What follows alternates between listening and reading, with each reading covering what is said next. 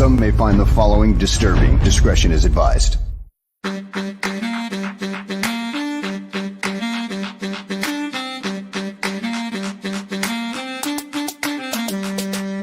Bears. Because of the way they play the nickel corner here, and the nickel corner plays 88-85% of the snaps. He's got to be like part linebacker. The Bears. When you're in the scouting room, there's going to be differences of opinion. The Bears. Once coaches get involved, of course, they've got their own opinions about what fits best for what they want to do, and that could be drastically different than what the scouts say. Well, you're looking at traits, and number one, he tested very, very well. The Bears. One thing good about Kevin, he's been with 2 other organizations, as well as being the commissioner of the Big Ten. He's been around. The Bears.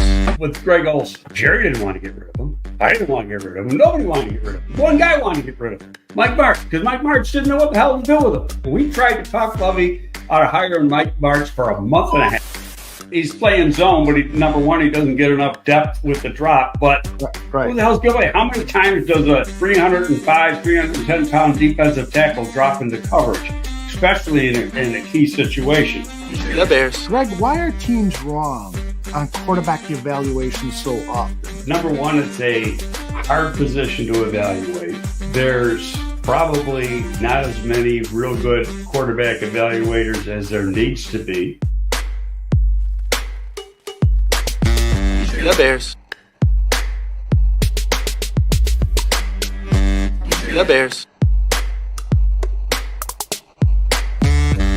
The Bears. Welcome, everyone, to a fresh edition of GTF Gabriel Talks Football. My name is Aldo Gandia. We have got a great show planned for you today. This is the first of what I think will be 3 Bears shows. So we got one on Wednesday, we got one on Friday, and the best way to stay on top of stuff is, of course, to subscribe. Look at, I got a little fancy little graphic here that says like and subscribe. Can you notice it down there? Anyway. We're stepping up, Greg. We're stepping up in the world. How are you, my friend? I'm doing good. How about you? I'm doing all right. 4th of July was nice. I spent it with the daughter and grandchild and son-in-law and in-laws. That was fantastic. How was yours? Good. My bride was home for a while. Nice. She went back to enemy territory on Saturday afternoon. She'll be back here in about 2.5 weeks. So, oh, nice. Yeah. So when you say enemy territory, of course, for those who don't know, she's doing some work up in the Detroit area. And you actually found a Detroit Lions podcast that you wanted to goof on. Well, it was funny because I was actually, you sent me that thing about Matthew Judon and Zadarius Smith. So I was Googling some stuff and doing some YouTube stuff. And all of a sudden this thing pops up. And the title was, Zadarius Smith might be going to the Bears, or is Zadarius Smith going to the Bears or something? But anyway, it was a podcast that runs about an hour and a half, similar to this, called Lions Weekly Update. Okay. So I listened to the first part of it, see what they wanted to have to say about Zadarius Smith, because every time I go to Detroit, I'm listening to Detroit sports talk radio. So there was some stuff a couple times when I was there. He was like the topic of conversation, which I'll get into in a second. But anyway, these guys go on. There's 3 guys. And the one guy, and I don't know any of their names, he refuses to call Ben Johnson by his name. Because they're so upset. Yeah, it just cracked me up. Their coach. The coach of which I refuse to say his name. And it's like, what the fuck is wrong with this dude? Exactly. I mean, is it wrong for him to want to get a better job and to be a head coach? Mm-hmm. Yeah, it definitely is not wrong. And people who do not respect that are idiots. And, that's happened here in Chicago. Like when, for instance, Adrian Amos, who was a guest on the Barroom Network multiple times, when he signed with Green Bay, I was absolutely disappointed. But I didn't even go to social media and say, you traitor, I hope you fucking blah, blah, blah, and all this. You got a hell of a deal from them. I mean, what the hell? That's what it's about. It's about making money. Exactly. You only can make money for so long as a professional football player. You might not like the team he goes to, but tough shit. It is what it is. Yep. And before we talk about Zadarius Smith, talking of money, Dan Aguirre, my good buddy, texts me in a panic. We're not going to get these second rounders signed. So is there anything you can do? No, I mean, there is no update. Rookie's got to report on the 19th. So that's 12 days. Sometime around then, I think there'll be some breakthroughs. It's like we're on rinse and repeat cycle with this thing. Yeah. Until one contract is signed that doesn't have a full guarantee, there's going to be a logjam. Because the first two got 4-year guarantees. And those are the first time, just to go back and say what the problem is, if you want to call it a problem. Up until this year, no second round contract has been fully guaranteed for the entire rookie contract, 4 years. Right. This year, number 33 and 34, so the first two picks of the second round, were signed fairly quickly within a week of the draft, and both got 4-year guarantees. So, of course, number 35 wants it, 36 wants it, 37 wants it. And so there's a holdup. And, I've talked to some agents. They don't think it'll cause holdouts because none of the agents I talk to have players that are involved. So but they're just looking at it in general. They just said, you're doing a disservice to your client, especially a second rounder if you hold them out. They don't think it'll reach that. And he wasn't referring to the Bears. He was referring to the rest of the second round, so 30 other players. And there's going to be a certain number of contracts that are fully guaranteed. How far does that go? I don't know. I think that Luther Burden will get a fully guaranteed contract. He was the 7th pick in the second round. I'm throwing a dart at the wall. I don't know that. Right. But I would think that probably close to the top 10 might get that. And then it'll start to whittle its way down. Now, if you go through last year's contracts, almost all of them got 3 full years guaranteed. So it's not like, they're not getting guaranteed contracts. It's right now it's all about the 4th year and the 4th year only. Right. And so, and you know what it is? It's just, we'll do it. Oh, no, we'll give you 50% or whatever. There's no negotiation on money or anything like that. The terms are set by the CBA is what the contract calls for. It's strictly how much of it is guaranteed. So I'm looking at the second round draft pick. The first two that you mentioned, Carson Schwessinger and Jaden Higgins, have signed. They have guaranteed contracts. And then after that, Seattle drafted Nick Emanwari, the Browns, Quinshawn Judkins, the Dolphins, Jonah Saviania, Patriots, Travion Henderson, and then the Bears, Luther Burden. All of those guys selected before Burden were talked about as potential first-round draft picks. Do you suspect that that's going to be something that agents are going to say? These guys would have gone in the first round. They were graded as first-rounders. They deserve guaranteed contracts. You see that? I just know if I was a negotiator, I know what I'd say. Fuck that. Where did they go? Second did round. They go in the first round? Don't talk about that hypothetical shit around here.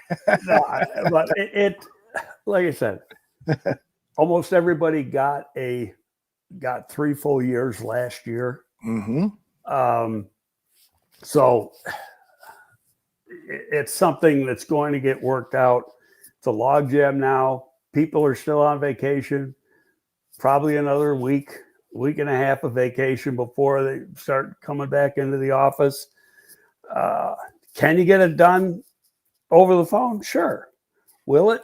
Who the hell knows? I mean, you know, it's not a big deal until somebody doesn't show up. Then it becomes a big deal. And now, especially with the Bears rookies, the rookies come in the 19th. The veteran rookies don't report until I think the 23rd. So I might be wrong. It might be the 24th, but one day or the other. It's really not a big deal until the veterans report because they're not really, they're doing some stuff, but it's more walkthrough stuff, rookie camp stuff. It's more learning than it is actual on-field practice. Does it count? Can it help? Absolutely. Yeah. But, you know, in the Bears case, there's 3 rookies, all of whom are being counted on to play this year that they got in the second round. Now, I don't think for a second that Ozzie Trapillo and Shamar Turner are going to get 4-year fully guaranteed contracts. They're way down at the bottom. They're 56 and 62, or 56 and 62 total. So like the 24th, 25th pick and the 30th pick or something like that in the round. So I just don't see it happening that deep into the round that they're going to get a fully guaranteed contract. Skeletor says this may set up a bad precedent going forward. I could eventually see every second-round pick getting a fully guaranteed contract, and obviously that's what the Players Union is hoping will happen out of this this happening that's happening now. Well, every agent that I've talked to 3. All 3 say the same thing. The whole round isn't getting fully guaranteed contracts. And they're the agents saying that. Yeah. Okay. It's not team personnel. So, and the one guy, and I mentioned this when we talked about it a few weeks ago, he said that there's a weak link in there. And he told me that the team, it's not the player, it's the team and the agent, really. And he goes, this is the one that's going to give in. And he's guessing, but I don't want to be discourteous and sure mention the team, mention the name, but it'll be interesting to see if in fact that is the guy that gives in first. And there's going to be a point where the player is going to say, hey, I got to get into camp. Right. Some of these guys are anxious to get to camp and will be pressuring their agent to get a deal done. Absolutely. Well, we are keeping our fingers crossed. But yeah, as you said, Greg, we've got plenty of time and it's not a time to worry.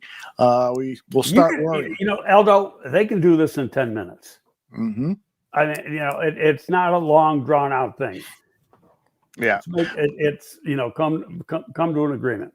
Right. Wasn't there a similar thing with the first round draft pick of the Bears several years ago, Roquan Smith? There was a clause in his, and that's what with first rounders that hold out. A lot of times it's a clause. Some of it sometimes on how the money is paid out. The money doesn't change; it's how they pay it out. As far as the bonuses, some of it's in the language. For if the guy gets a forfeiture language for if the guy gets busted or something, and does he give up the rest of or does he have to pay back the signing bonus and that type of thing? So that was all over that situation. Gotcha. Okay, Albert Breer speculates that the Bears might be interested in acquiring Ladarius Smith, and I underline speculates, and so of course the internet goes wild. The Bears are going to get Ladarius Smith. But he also said Matthew Judon. Right. He gave the 2 edges that are out on the street.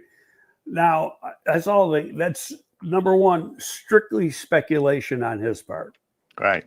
Okay, but could they, when you look at the roster, you look at the defensive roster, there are 3 sure shot edges that you're going to say are going to make the team.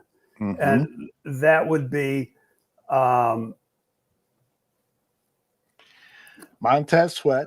I just was trying to pull up my Dio Odeingbo, Montez Sweat, Austin Booker. Okay, they're set. Now, who's the 4th? Right.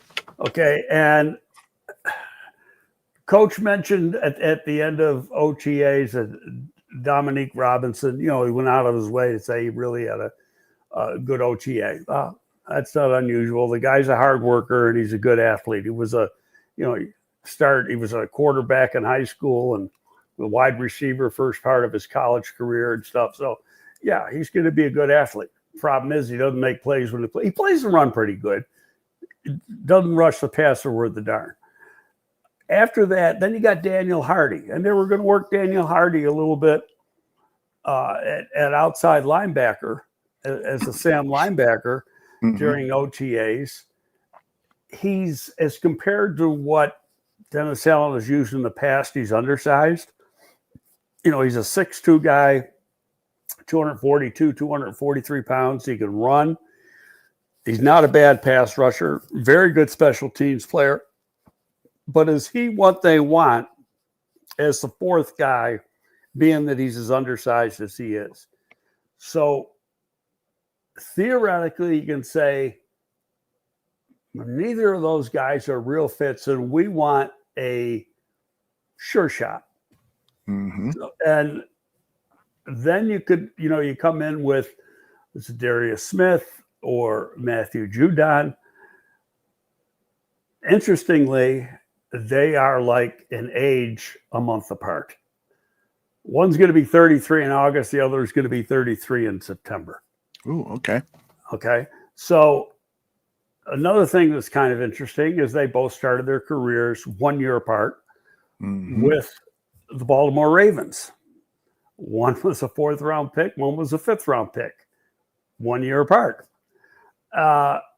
And then they went to different places. Then Matthew Judon went from Baltimore on to New England, really had a great career in England, went as a free agent to Atlanta last year. Didn't have the numbers that he had, but, you go through Pro Football Reference and you look at, how many games guys have missed or whatever. He's, except for 1 year, which was 2023, and he had a torn bicep. He only played 4 games, and he tore the bicep and had to have surgery out the rest of the year. He never misses time. He's been 17 games, and before that, 16 games year after year after year. 21 and 22 were big years. I mean, he had like 14 and a half sacks each year. 23 is when he tore the bicep. He had 4 sacks in 4 games before he tore the bicep.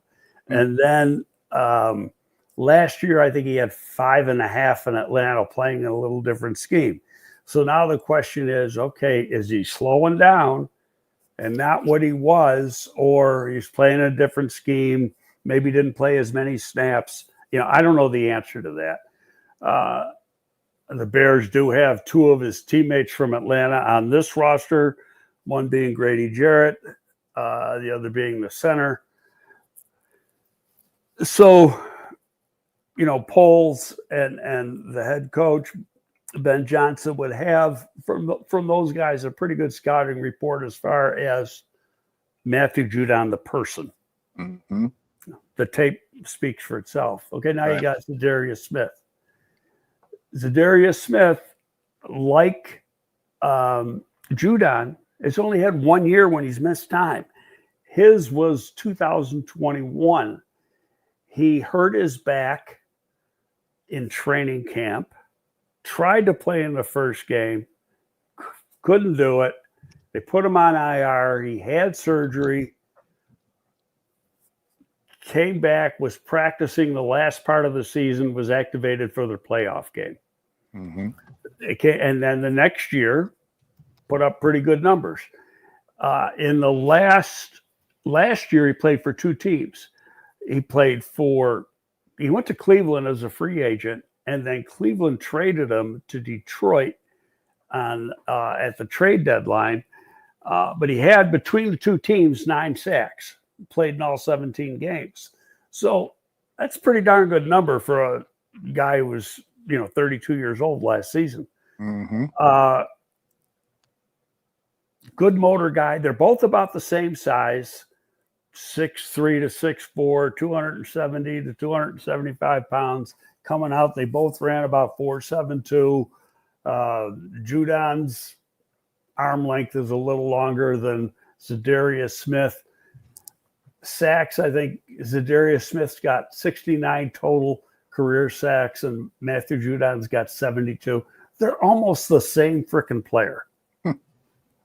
So it becomes flavor. Which one do you want? If in fact they do want one or the other. But now it's saying this, so I've said, I spend some time in Detroit now because my wife is there, and I listened to talk radio. And this was, when was it? The weekend, it might have been the week we were moving her. And the big topic that they had on in the afternoon show, I mean, they spent like 2 full segments on it, was are the Lions going to bring back Zadarius Smith? Zadarius Smith is on record as saying, I want to go back to the Lions. I want to play for the Lions. Lions have yet to offer him a contract. He then, a couple of weeks ago, he said, I will be playing for the Lions. He still hasn't signed a contract. So these guys thought the Lions don't want him back. I don't know the answer one way or the other. I'm just saying, but now there's fans, and then listening to this part of this podcast the other day out of Detroit, or yesterday, they were like, if they lost Zadarius Smith, that's going to be like losing Ben Johnson all over again. I mean, these guys think he's a difference maker. He's not a difference maker. They brought him in because their Pro Bowl defensive end got hurt last year, broke his leg. The guy's a good player. He'd be a really good rotational player, but I wouldn't want to give him more than a 1-year contract. He did not make a lot of money last year. I think he made less than $3 million. Judon made a lot more. Judon was up around $6 million. So they got out from that contract. He had a multi-year contract in Atlanta, and supposedly Poles was interested in him a year ago. So again, it remains to be seen. Now, when I told you he played with Grady Jarrett last year in Atlanta, so his line mate is obviously very familiar with him, and Ben Johnson's very familiar with Smith. He played 8 games for Detroit last year, so the whole second half of the season, and then the playoff game. So, they know through people with the team, either coaches or players, they know these players. Whether they do something, I think it remains to be seen. Looking at the depth of the roster at that position where you've got 3 that are going to be okay, and then the next one you're not so sure about, why not? Especially if you can get it done for $2.5-3 million. What about during the OTAs?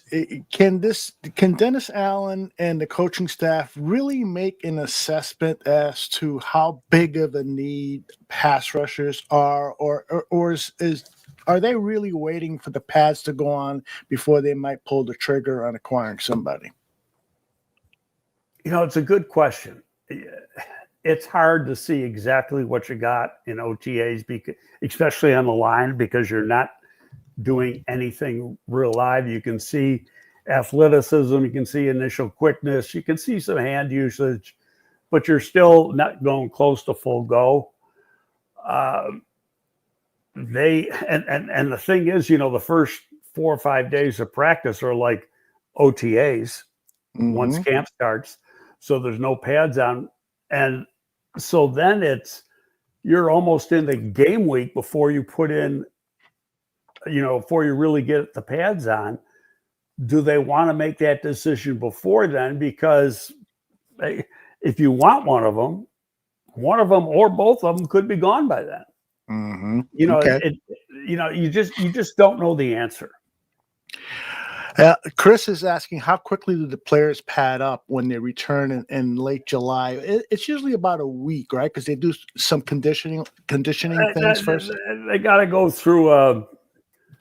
I forgot the name of the term that they use, but it's about 3 days. Yeah, they do some physical fitness kind of testing. Everybody does that. You can't practice, period, even without pads, until you pass the conditioning test. Right. Okay. But the league now, it used to be you report to camp, the next day you're beating the hell out of each other. Mm-hmm. Okay, well, that's not the case anymore. It's like you go through about 3 days of practice before you put the pads on. Mm-hmm. Evie is wondering if the term is strength and conditioning. Did they do some? No, that's not. It's just a startup type phase. Yeah, it has a particular name, and I can't think of the name. Yeah, I can't either, but I know what you're talking about. All right. Now, I wanted to ask about a free agent acquisition, Xavier Carlton. Everybody, Bears get a steal in free agency, but they really... He's a 505 40 guy. Yeah. Oh, really? Yeah. I didn't know that. The tape looks pretty promising. He had 47 tackles, 11 tackles for loss last season. But yeah, he's more of a camp body or maybe a practice squad type player, right? Yeah. There was one other guy they signed. Let me get into the roster here. Mm-hmm. I think he was from Oklahoma. No, he's from Kansas. So he played across from Booker last year, Jeremy Robinson. Oh yeah. Okay. 6'3". I thought, 6'2.5". About. I thought he's got more talent than the Cal kid. He's faster, better hand use. Could the Cal kid turn out to be great? Yeah, but I see 505 and I go, I mean, I'm a numbers guy. What can I say? Yeah. J2K says that where'd you go? J2, there you go. Carlton was a good pickup as a DE, but if he can't run, he won't help on special teams. And Nomad add, Carlton is powerful as shit against the run. So we'll see. We'll keep an eye on it. By the way, tickets for practices are open up on Wednesday. Greg, if I land a couple of tickets, you want to go to camp with me one day? Yeah, I'd like to go if I'm here. Mm-hmm. If I'm not visiting my bride, to the two practices, the one against Buffalo and the one against Miami.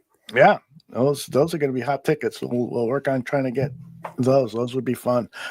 All right.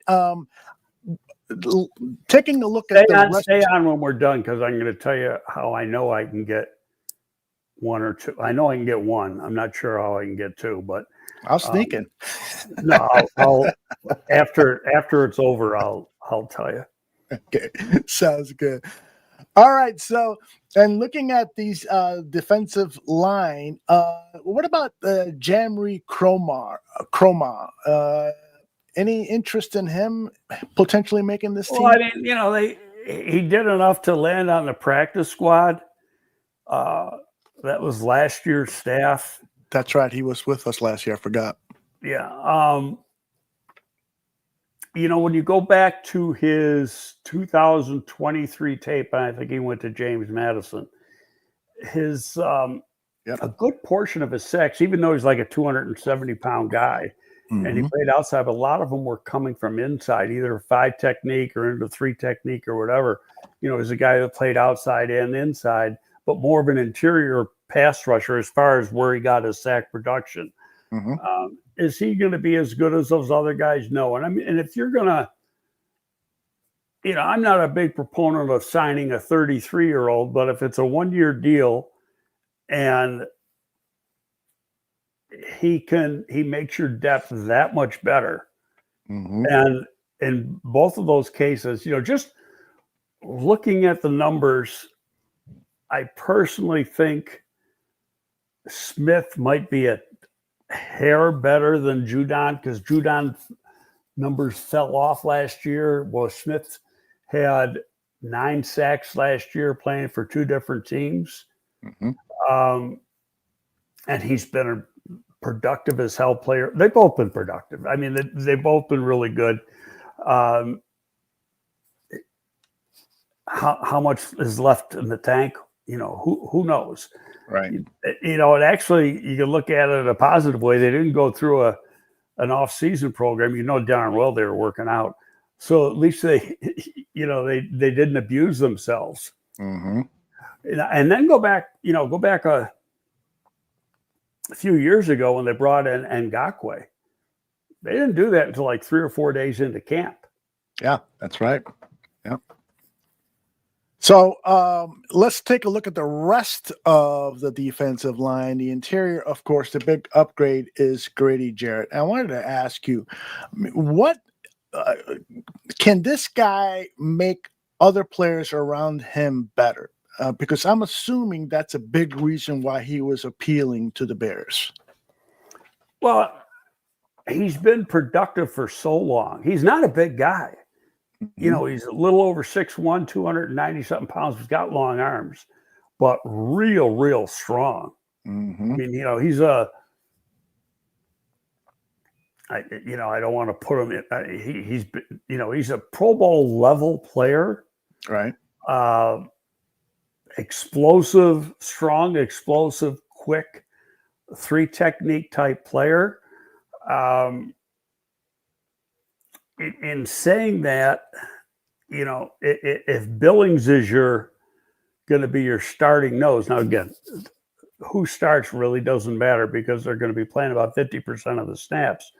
But if you got Billings and him as your number ones, you got 2 6'1" guys playing to start the game, which, hey, they're both quality players. It's not that it's a big deal. But then you got Gervon Dexter playing with the 2s.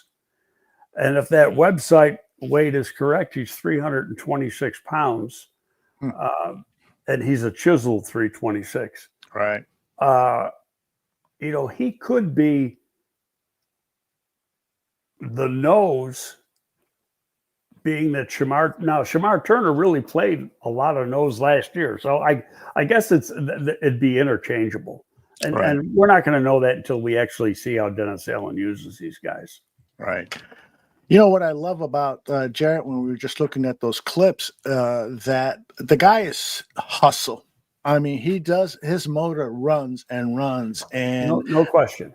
That is going to be a great example for guys. He, as you can tell from the press conferences, and just have his reputation throughout the league, he's a leader with his tongue. I mean, the guy, is a locker room leader and pushes his players, but he doesn't say stuff that he doesn't back up on the field, and that's hustle.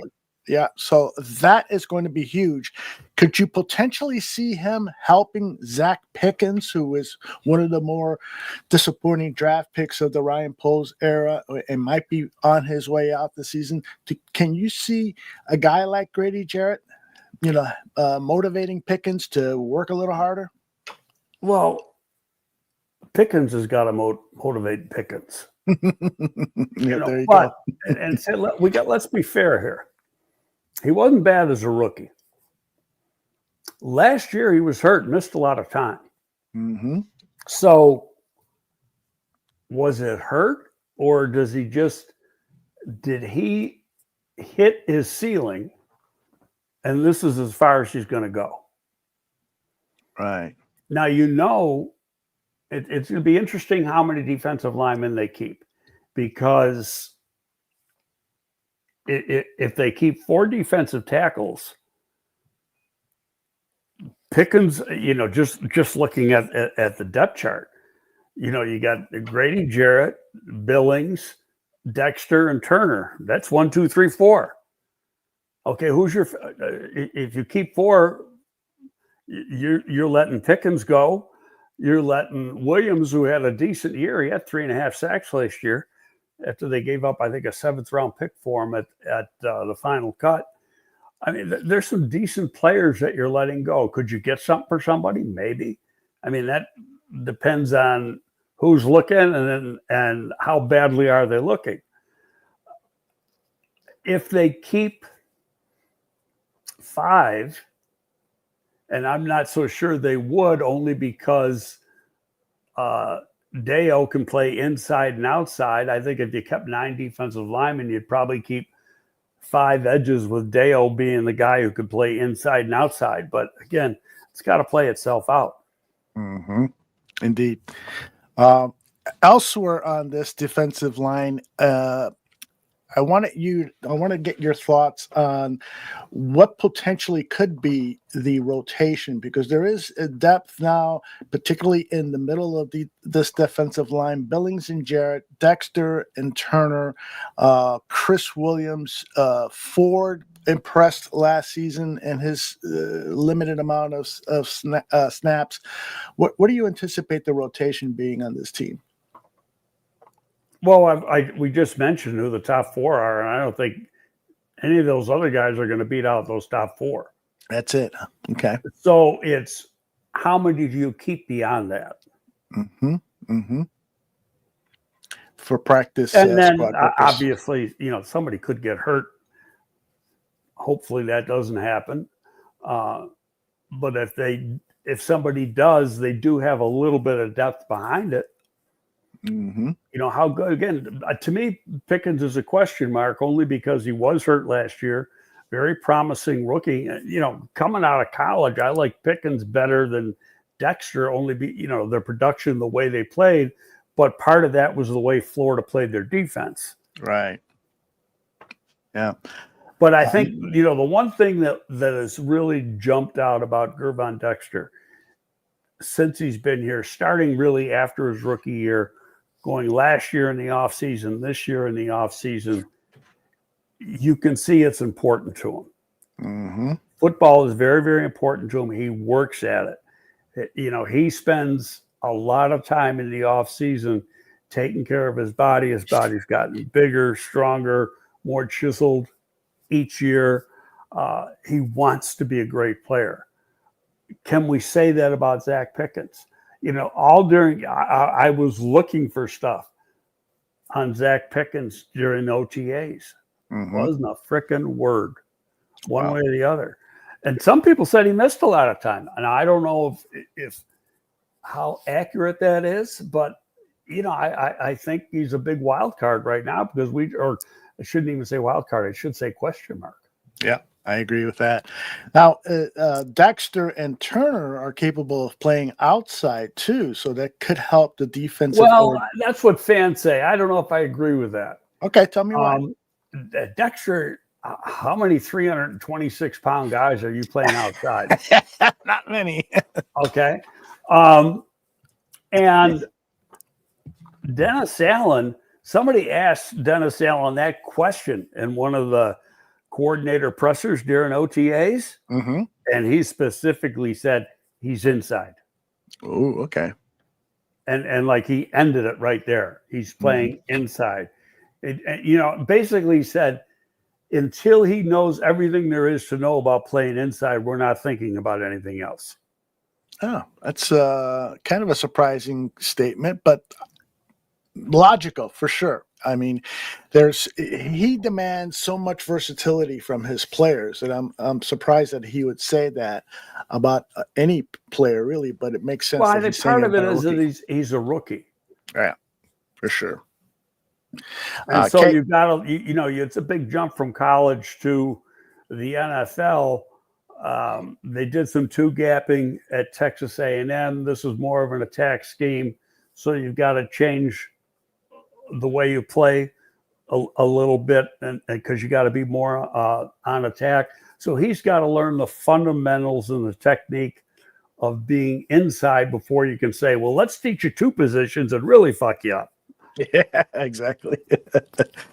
And Pickens is too heavy to go outside, right? To take a look at outside. Well, I mean, if you go by the weight, he's only about 305 pounds. Oh, okay.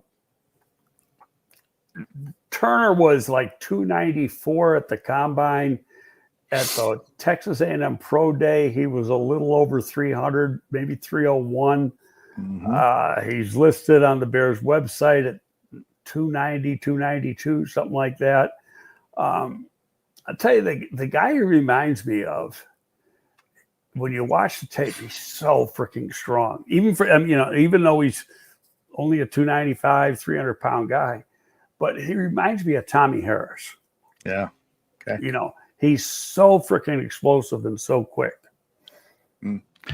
Waitster says that Montez Sweat said the complexity of Dennis Allen's defense was somewhat new to him.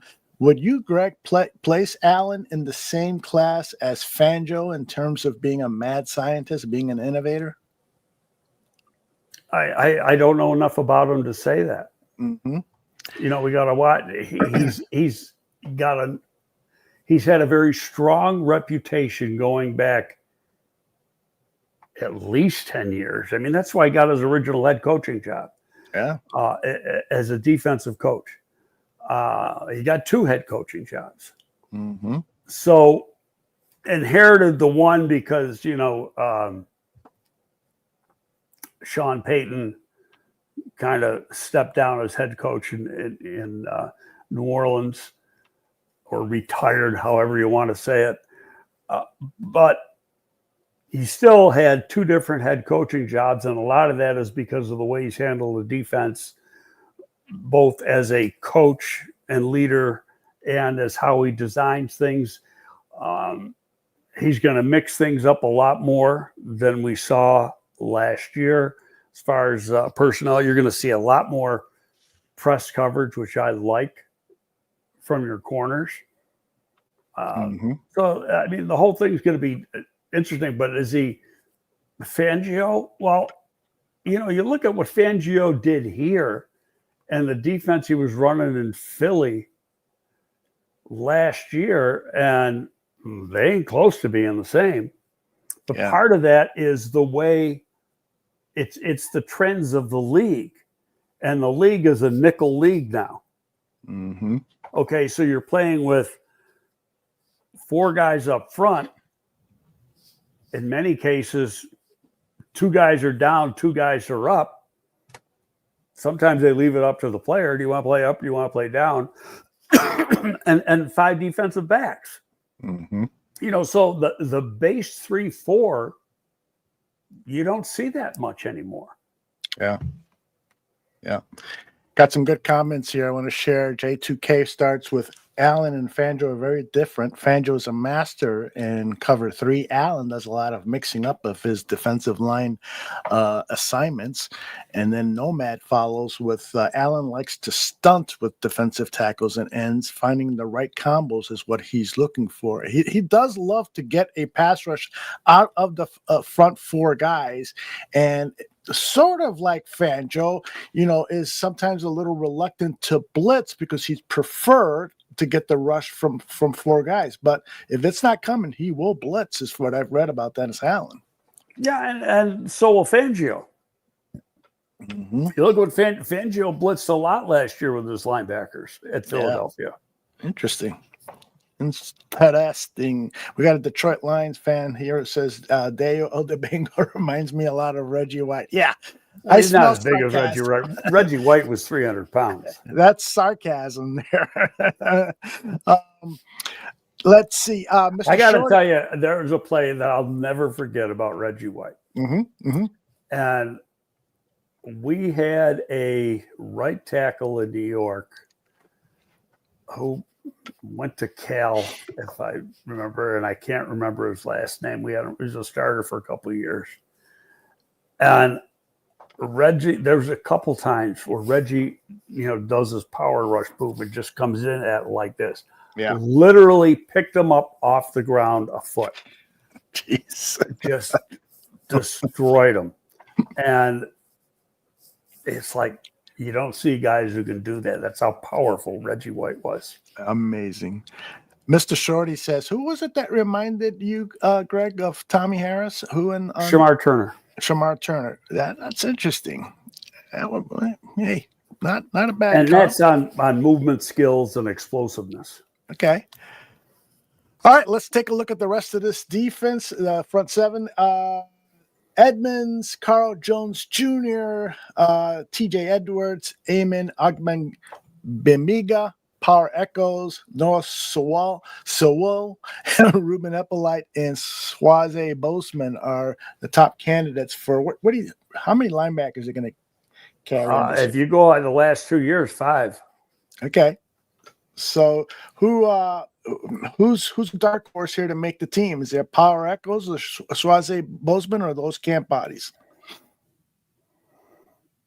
Carl Jones is an interesting guy. I mean, he's the guy. He's only 6 feet tall, if that, but he can run.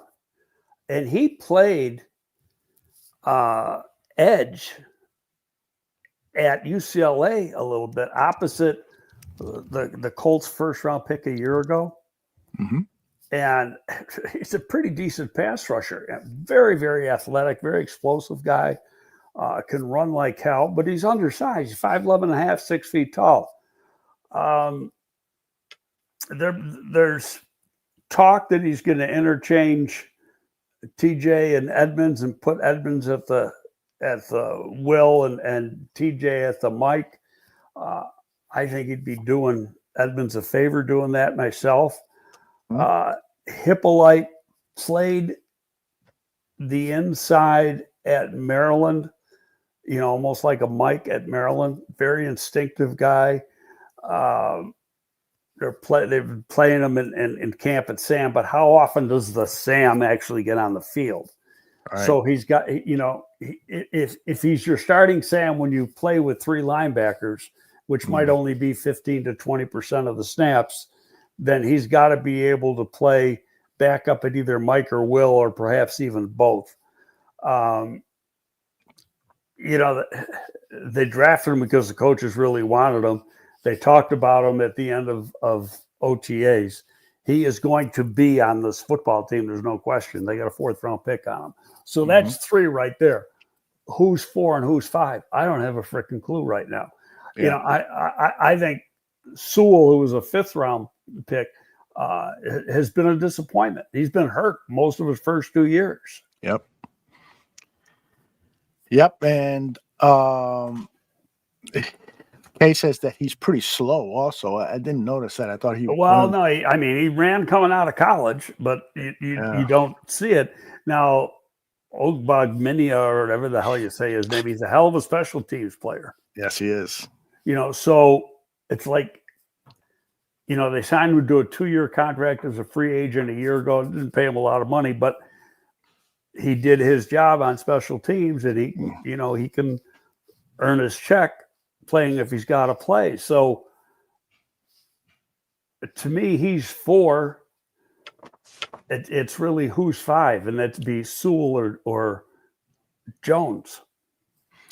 Because J2K is saying right now that Sewell could be a surprise cut with Hippo, OG, and Carl. I'm not sure that would be such a surprise. He hadn't played much his first 2 years. He's hardly played at all. Look at the number of snaps he's had. Right, indeed. All right, so overall, this linebacker group, are you satisfied with the depth? Yeah, again, you're usually only playing 2 linebackers, right, most of the game. So it's not. Yeah, I can go back on the NFL Network. I don't know. I'm changing the subject a little bit, but pretty much the same defenses we had. They had our 2 playoff games from the 06 season. Mm-hmm. And I taped them. So it was, on NFL Rewind or Replay or whatever the hell they call it on the NFL Network. So it was the opening round game, divisional playoff game against Seattle, which we won in overtime. Robbie Gould kicked a 49-yarder to win. And then the following week, we beat New Orleans to go to the Super Bowl. So going back and watching that, using Lovey's game, we were playing 3 linebackers a lot and not playing as much scheme. And Hunter Hillemeyer got a lot of snaps playing as the Sam linebacker. He sure did, yeah. But that's not the case anymore.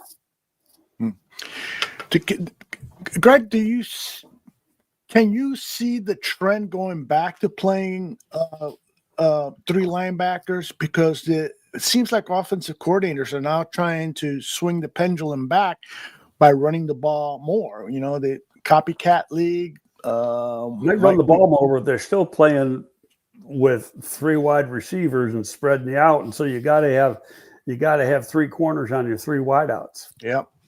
Which is why Kyler Gordon is worth every penny that he's getting. Right. He's so good. The nickel is a starter. That's, if you're going to be playing against 3 wides all the time or a good portion of the time, or you're playing 12 personnel and the other guy is an athlete, that move tight end, you still got to have a nickel on him. You can't put a linebacker on him. You'll get killed. Yep, indeed. All right, let's take a look at the defensive backs. At the corner position, we got Jalen, we got the draft pick Frazier, Tyreek Stevenson, Terrell Smith. A lot of people I see on social media are predicting a surge by Terrell Smith to potentially overtake Tyreek Stevenson as the starting outside corner. That's because they want Terrell Smith to beat out Tyreek Stevenson. I've gotten to the point where I don't listen to 95.9% of what is written on social media because there's no fact to it. It's what some people want. It's all opinion, right? Yeah. Right. And number one, Terrell Smith is a good player. He's got starting ability. Can he play press as good as Tyreek Stevenson? I don't know. Tyreek is not as good in zone. And when you're asking him to do out here, my wife sent me a message. Let me just. Sure. You want to give her a call? Nope. She just they gave her a new phone. Oh, nice. So you got a new number. This is a text from the new phone. So there, I did it.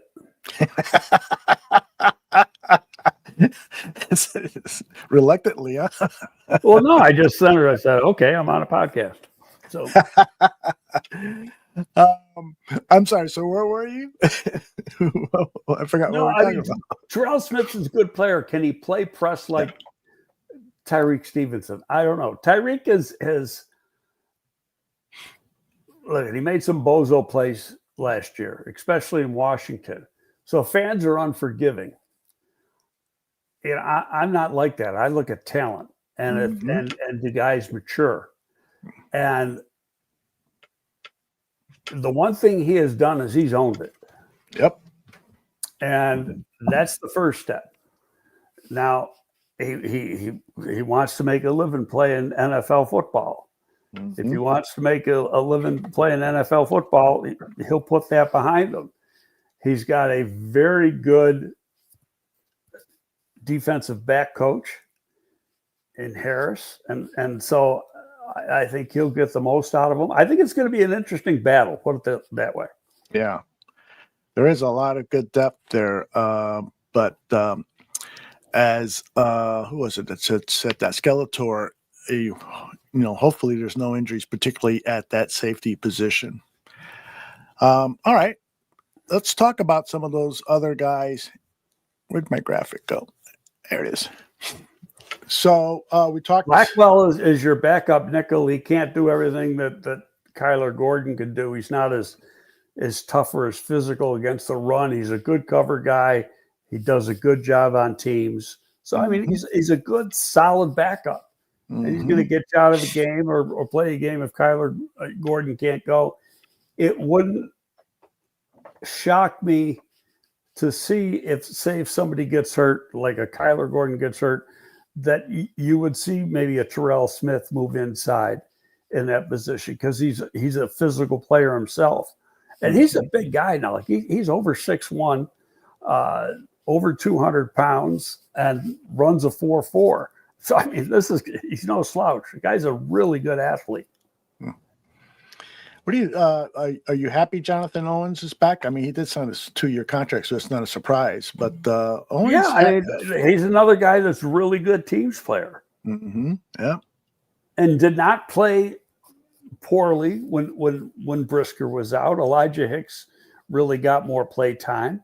I think that's a solid 4. You don't have a 5th that you really know is going to be.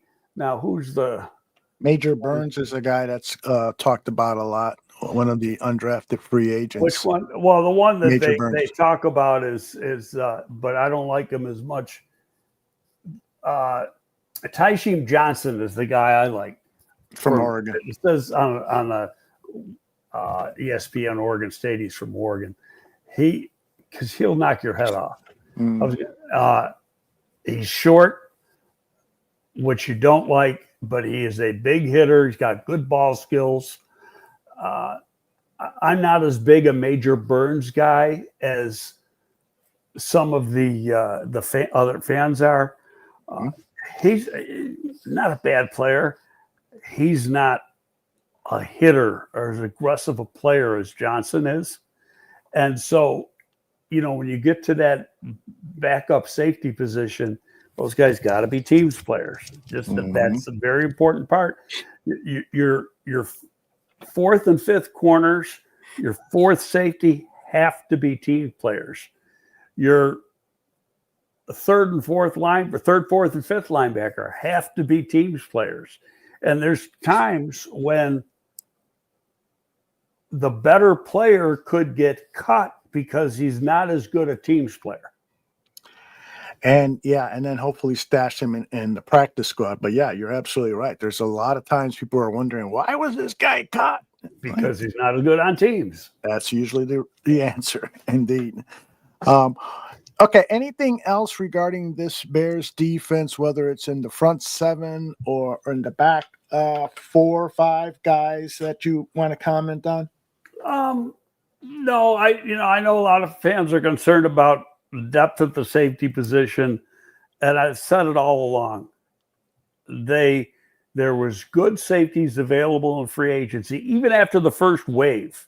Mm-hmm. When you got through the big guys who were getting big contracts, there were guys who were former starters with good credentials, good players in the league that were getting, very inexpensive 1-year contracts. Bears had a chance, and they passed on all these guys. Yeah, and then they passed in the draft on taking a safety. So that tells me that it's not anywhere near as big a need as many fans make it out to be. Yeah, I don't know. See, you're one of them fans. I am just, only because I always have one eye looking ahead, right? And there's nobody at the safety position signed for the 2026 season. I'd love to get some developmental talent on the roster. No, I get what you're saying, and it's a valid opinion. But in the world of pro football, you're not always thinking about next year. You got to think about this year. Especially Ryan Poles. he needs a winning season.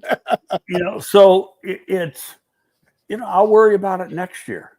Yeah. It's not like it's not a hard position to get guys. Yeah. By the way, do you agree with me that Poles needs a winning season? If he is 7-10, the team is 7-10, does he have to worry? That could mean you hired the wrong head coach. Oh yeah. Well, I'm not going to go there. That's the best thing he's ever done. I'm a big believer in continuity. Yeah. When you keep making changes, and in Chicago, fans love changes. Mm-hmm. Then all you do is you keep having shitty football teams. Yep. Indeed. Or whatever other team, they want changes. They try to fire everybody in this town in every sport. So the only guys that, the Cubs manager isn't doesn't have the gun to his head, so he's safe for a while. It's going to happen in Detroit this year. That's my prediction. They're going to get off to a slow start, and people are going to be calling for Dan Campbell's head. It happens in every NFL city, but in Chicago, it's particularly loud because we've had so much dysfunction since you left the team. So that's the unfortunate truth. Maybe they should keep us around a little longer. Yeah, exactly. All right. Let's see if we got any questions. Not many questions today. What's going on with our people? Summertime. We're probably not getting many viewers either. Jim Richos from the Detroit Lions fandom says Dan Campbell is fantastic. I'm putting that on Twitter, although that you said that. Yeah, put it on Twitter, Jim. I am predicting. Well, he can put it on Twitter all he wants. Twitter doesn't exist. It hasn't existed in 2 years. That's right. Put it on X. Put it on Facebook. Put it wherever you want. Lions are going to get off to a slow start. Bank on it. All right. Anything else regarding the defense you want to share? Just your overall feelings about this defense. A lot of people in the chat room are saying that Poles has really done a nice job of shaping up that defensive roster. You got to agree with that. That's for sure. No, on paper, it looks great. Mm-hmm. We both know that you got to keep people healthy. Yeah. You got any thoughts on the division? J2K is asking, how does the division shake out and which team could surprise us with a good or bad season? There's a lot of people. I think Detroit's going to take a step backwards. Yep. I think that they have lost. They got the same players. They lost their center. They lost a few players in free agency, and they lost their center. And that, we've seen what happens when you lose a center. Mm-hmm. That's a big deal. And they lost the architect of the offense and the architect of the defense and some of the key assistants. And that's a big deal. Mm-hmm. So now you got new people working. That doesn't mean it's not going to work. But you're installing pretty much new schemes on both sides of the ball. And is it going to work like it worked before? Mm-hmm. And I just, and the other teams are getting better. I think Green Bay is heading for a downturn. But I think that every frickin' year, and, something about that place, they always end up keeping their head above water. I think the NFL cheats for them. That seems to be like the NFL's favorite darling is the Green Bay Packers for some reason. I thought it was the Kansas City Chiefs. That's what I hear. That's when you go to Buffalo, my hometown, Oh, gosh. Bear Down Forever says, I love this show. Greg Gabriel is the man, and I truly wish he was still scouting for the Bears. Nice thought there. Got some good questions that just come in. This is an interesting one from Nomad. How many padded practices before coaches start making some conclusions about players, Greg? Ooh. Not many. Yeah. There's some things you can see right away. You can do it or you can't do it. Mm-hmm. Right. You've got a lot of answers on defensive backs and receivers already. Now, granted, a receiver hasn't had to go against press coverage yet, getting off a jam because it's not allowed in OTAs. And you haven't seen the DBs being able to play. They got to play a lot of off during OTAs in the offseason program. So you haven't seen them in press. But you still got a pretty good idea. This new staff has a pretty good idea who can do what. Yeah. It's the main story of camp, I think, and we'll get to it next week. We do the offenses. Who the hell's going to be the left tackle? Right.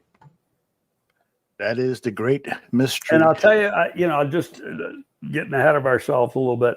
Again, just using the website if it's accurate, because there's a lot of different weights on there, Mm-hmm. and a lot of them look to be accurate. Braxton Jones says 303 pounds. They want him to get bigger, and he's like 8 pounds smaller. Oof. But now, in fairness, coming off an injury where you can't do as much lower body work. Mm-hmm. So could that be part of the reason? It could be. To me, the key for him is he ready to go in 2.5 weeks? Mm.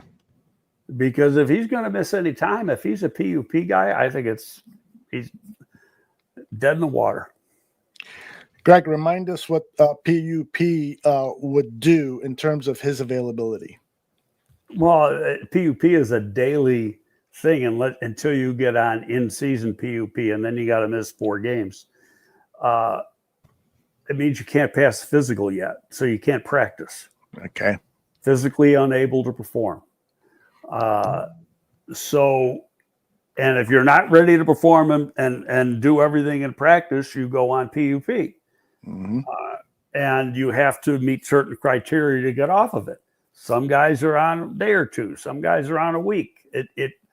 If he's coming off an injury, it's the same thing with Colson Loveland. He's got to pass the physical, be cleared by the doctors to do full contact. If not, he will be on PUP. Mm-hmm.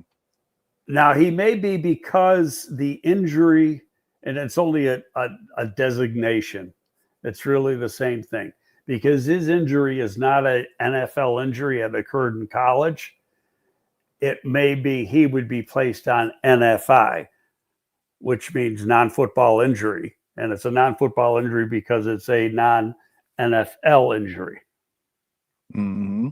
Okay, so, but does it mean anything? I mean, the classification on how long you're going to be on or anything else, it's the exact same thing. It's just because the one, he's not the injury he got did not occur playing NFL football. So that's why it's called non-football injury. Yeah. One thing about to Nomad's question about how long will it take for coaches to make decisions once they're padded up. Ben Johnson made it really clear what they tried to establish during OTAs and mandatory camp was the expectations that they had for players. Any player not showing up ready for contact, in shape, and looks like he's not concentrating on that field, I bet they're going to quickly be in the doghouse with Ben Johnson. He seems to be a huge disciplinarian type, maybe something he's learned from Dan Campbell, but there's not going to be any effing around like there was with the past administrations, because I'll go back to Nagy on that. I look at it this way. If a guy can't pass a conditioning test, I'd run him out the door right away. Yeah. It's your fucking job, man. That's right. Sorry, but out the door you go. Now, if it's because of an injury and you're expecting that he might not be ready, okay, that's a different story. Mm-hmm. But if a guy comes in, that shows he's lazy. He's, the last 6 weeks he's done nothing. Right now it's 4 weeks, but he's done nothing and just sat around the house and ate pizza. See ya. Yep. Wouldn't want to be ya. Okay. King Booker World. Does Greg think all of those JJ McCarthy hype stuff is warranted? I haven't seen much hype. I don't. A lot of people are like saying that he's going to lead the team into the playoffs. I mean, this guy is unproven. I don't know where people get. He's still a rookie. I think he's only played a couple snaps in a preseason game. Mm-hmm. He's learned mentally. He's learned the offense, so he's ahead that way. Right. But he hasn't played in a real NFL game. I think he's just played a little bit in one preseason game last year, and I may be wrong. Got to go back and look at the box score and see if he actually played. So he's not a rookie, but he's a rookie. Yeah, indeed. And a promising one, very smart. He's a local kid. He's from down the Hinsdale area. Comes from a good family. Mm-hmm. There's a lot to like about him, but he's still got to go through the growing pains of a rookie. Yep. I like what J2K says here. He says the whole season hinges on a quarterback who's never played a game. Vikings also got lucky the last 2 seasons, most wins in close games of any NFL team. You make a lot of that luck, J2K. I'm sure you will agree with that. But yeah, I agree with you. A guy who has never played an NFL game, and yes, he played in a pro-style offense at Michigan, but he averaged like 10 passes a game. That's not NFL football. They're more than that, but they're a run-heavy team. Yeah. Oh my goodness! He rarely, if ever, threw 30 passes in a game, which is he's going to have to do that in the NFL. No, but go back to 23 season. Colson Loveland caught a shitload of passes. Yeah. Now there is the good point of see what Peyton did with Bo Nix. I could see JJ playing well with Kevin O'Connell. He is a very, very good quarterback coach. I look at it this way too. You look at what he did with Darnold last year. But Darnold been in the league like 7 or 8 years. Exactly. He'd gone past that stage of seeing ghosts. But he made money for Sam Darnold last year because Sam Darnold was looked at as a bust and at best a 2 quarterback and maybe a 3, and then he goes in and he did a hell of a job. Mm-hmm. Indeed. Greg, I had another question regarding defense, our focus for this show.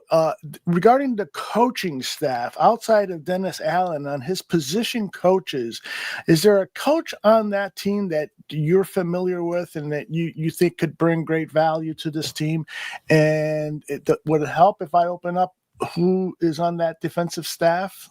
Here you can do that if you want. I mean, the guy that's intriguing to me and gets no publicity, and he's just listed as a defensive assistant or senior defensive assistant, is the assistant defensive line coach, who's, God bless you, I was just going to say. Thank you. One of the best to ever coach the position. He's 69 years old, name's Johnson. Okay. He's Johnson. Been around college in the NFL for a long time.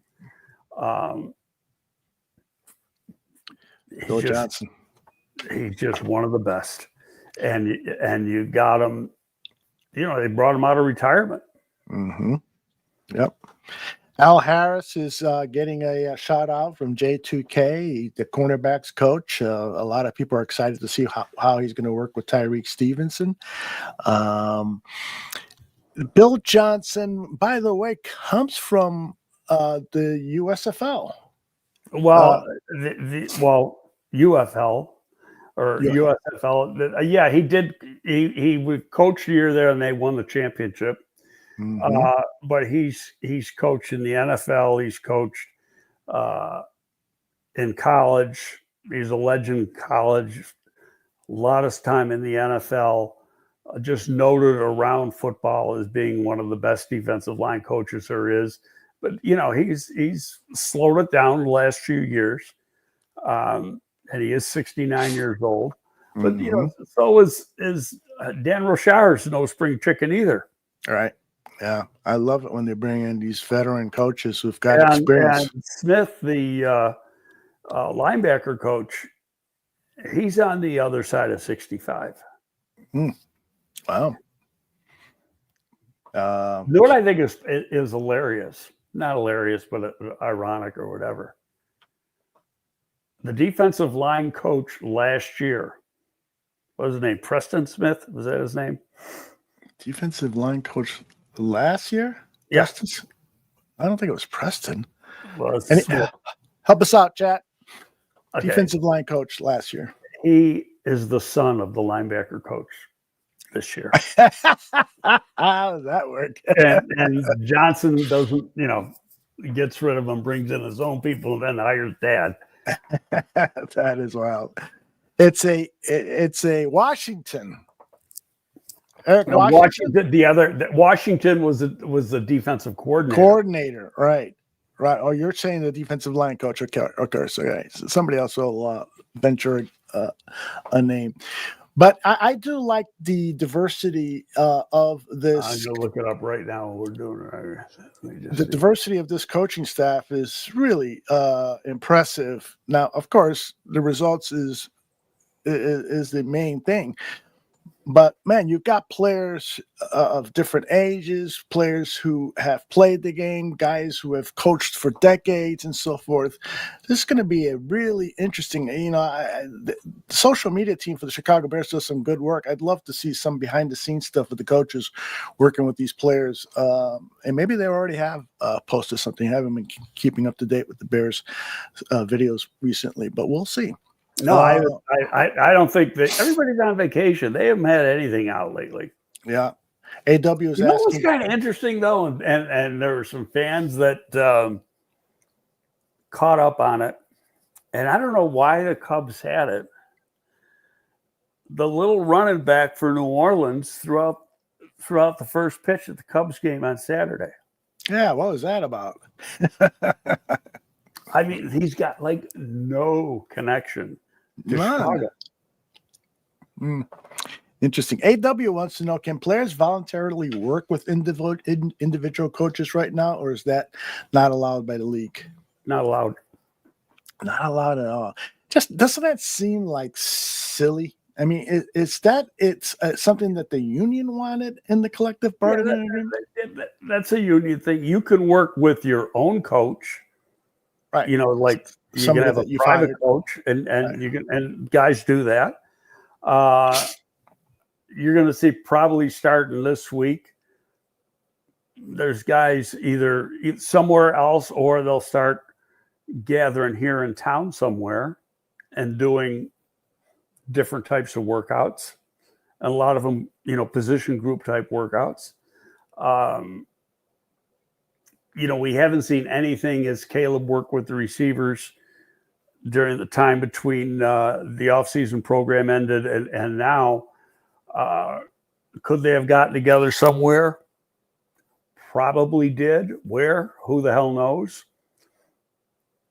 And they could be, wouldn't shock me if they started up sometime this week with a lot of those guys somewhere in town here. I know they used to go to one of the places they used to go to was Carmel Catholic a lot. Because it's, not that far from Hallis Hall, whether that's a place they still go to that. And that's where, the head coach is a former Bear. So you turned off your mic, buddy. That's what I get when I sneeze. Can the players learn from the playbook? They got the playbooks, right? Yeah. They don't have to give those in while they're on break. So study. A lot of things is digitized now. They got them in their iPads, or they get what do they got? Surface. Yeah. They use Surface. They don't use iPads. J2K says Kamari was in Chicago for NASCAR. Well, for the race, yeah, but why was he? And the races were Saturday and Sunday. Mm-hmm. Why was he throwing out the Cubs' first pitch? Yeah, I don't know. He's played at the University of Tennessee, and he's the New Orleans Saints running back. Right. Must have been just a nice thing to do, they thought. Cubs are just star effers, if you know what I mean. They want celebrities there. They want to. Oh man, that organization just drives me nuts. Anyway, I think this is a good way to end up this episode of Gabriel Talks Football. Next week, Greg and I are going to talk about the offense. We'll get his take on the roster and potential camp battles and so forth. So come prepared with your questions. Greg, any last words you want to share with your throng? Don't forget to stay on. I got to tell you something. I will indeed. No, it's getting itchy now. Yes, indeed. 2 weeks away. It's the rookies report in 12 days. Mm-hmm. So that means people will be back in the office in about Wouldn't be a bit surprised if a week from today they're back in the office, Yes. which would be the 14th. Mm-hmm. 14th. Okay. Well, we'll be keeping an eye on that and other NFL news. I hope you will all join us back here next Monday at 11 a.m. Central Live, or just share, watch on demand and share it with your friends. For Greg, I'm Aldo. We'll see you all next See you week. next week. Bye-bye.